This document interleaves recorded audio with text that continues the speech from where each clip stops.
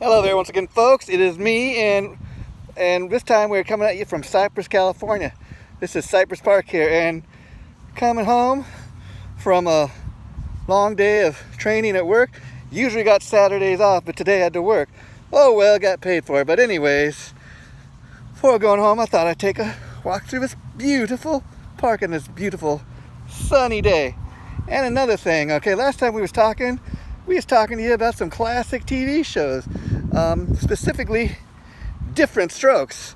Now, today we're going to talk about classic TV once again. We're going to talk about another one of my favorite shows, The Brady Bunch. Yes, you know The Brady Bunch, folks, if you was alive during the 70s and 80s. Now, The Brady Bunch was only on for 3 seasons, but it remains a very popular show all these years later, even in syndication. I catch 2 hours of The Brady Bunch every Sunday on Me TV. That's where you can catch The Brady Bunch every week. So tune in to Me TV to get your dose of The Brady Bunch. Now, what I loved about The Brady Bunch was, like a lot of classic TV shows, it'd be a 30-minute show based around a theme, a story, some problem the family was dealing with, and it would get solved in 30 minutes. Too bad things don't like that, work like that in real life, you know? Now, one thing I loved about The Brady Bunch was it was basically a show based on a man that had 3 sons, and his first wife had died. That never mentioned how the woman died. I think there was only one or two times when they actually mentioned that Mr. Brady had a previous wife. Well, Mr. Brady meets his second wife, Carol, who becomes Carol Brady. And of course, Mr. Brady had 3 sons of his own from his first marriage. The oldest being Greg, the middle boy being Peter, the youngest being Bobby. And then Carol has 3 daughters of her own, and I think, although it was never really mentioned, Carol's supposed to be divorced, but and they become a blended family. That's how they become the Brady Bunch. 3 girls and 3 boys, and of course they have a few problems along the way, but they are not your typical step family.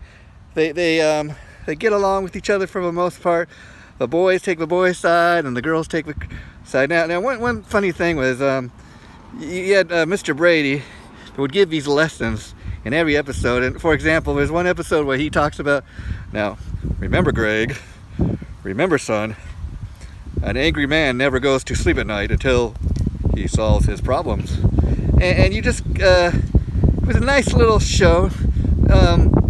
You never got anybody really doing anything too outrageous, you know, so that's one reason people like to, you know, tune into these shows, because family entertainment, and it makes you forget about your problems, and make you realize that for 30 minutes each week you watch a show and you get a few laughs, and what more do you want when you're watching a great TV show like that, huh? But you know, the Brady Bunch was not your typical family, because nobody can solve problems in real life in 30 minutes, and nobody is that happy all of the time. Now, that is just one man's opinion. Now, before we wrap up this latest episode talking about classic TV, some of the great classic TV shows have what you call catchphrases. For example, we're talking about Different Strokes in the last episode, and Gary Coleman's character, Arnold, was famous for saying, "What you talking about, Willis? What you talking about, Dad?" And that became his little catchphrase. And then in Good Times, which is a show we'll talk about in the future down the line, the oldest son, JJ, also known as James Evans Jr., he had the catchphrase whenever he'd get excited. He would clap his hands together and go, "Dynamite!" And the phrase became so popular, in his contract, they guaranteed that he'd have to say that so many times during each show. And the other actors that played the parents, they really did not like this. They thought it made the show too much of a joke. They thought the show should focus on more serious issues. They thought the JJ character became too much of a clown.